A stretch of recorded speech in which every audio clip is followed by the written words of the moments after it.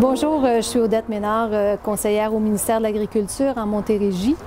Simulation d'érosion sur un sol loam sablonneux extrêmement travaillé.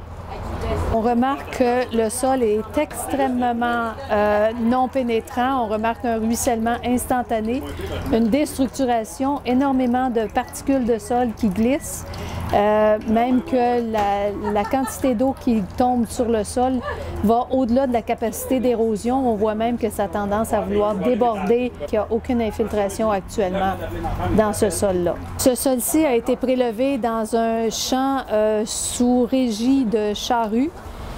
C'est un sol qui est aussi loam sableux et c'est une régie de charrues depuis de nombreuses années.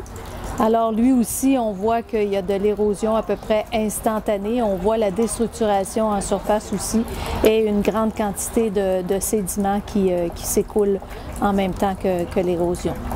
Encore une fois, on ne voit pas d'infiltration s'installer.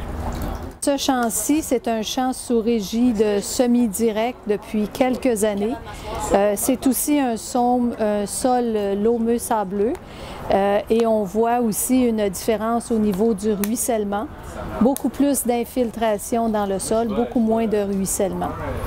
Les particules transportées sont beaucoup plus grossières. On voit que l'eau est beaucoup moins brouillée et on commence à voir tout de suite une infiltration, donc de l'eau qui percole à travers le bassin inférieur. Pour le dernier échantillonnage, on a ici un sol en prairie depuis quelques années, donc un sol dont la couverture est plus importante et toujours dans le même type de sol.